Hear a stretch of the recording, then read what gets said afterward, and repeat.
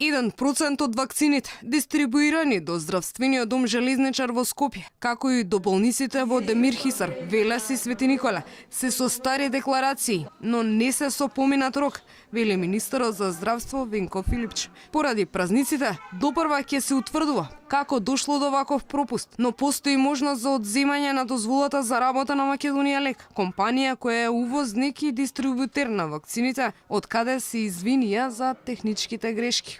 Како Министерство за здравство одговараме за квалитетот на вакцините, понатаму за критериумите кои што ги објавуваме за време на нивната набавка и стоиме за тоа. Така да во таа смисла, се што може да превземеме во смисла на негативна референција за компанијата, како и разгледување на можноста за евентуално одземање на нивната дозвола за работа, заради тоа што ова го сметаме за многу сериозен пропуст сега, непосредно денеска, меѓутоа и во тек на следните денови ќе разгледаме како опција. Во ек на епидемија регистрирани се нови случаи на мали сипаници. 2 се веќе потврдени. Се работи за 18-месечно бебе кое посетувало градинка во Чаир и уште едно дете од населбата Аеродром на 4 годишна возраст кои не биле вакцинирани.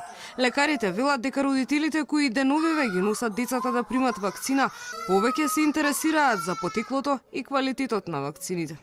Родителите прашуваат, тоа и нивно право е да прашат.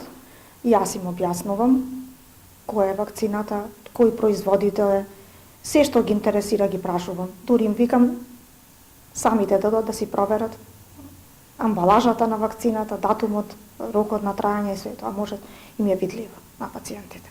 И сите информации што ги интересира ги добиваат. Откако е прогласена епидемија на морбили во Скопје, вакцинирани се 1300 деца.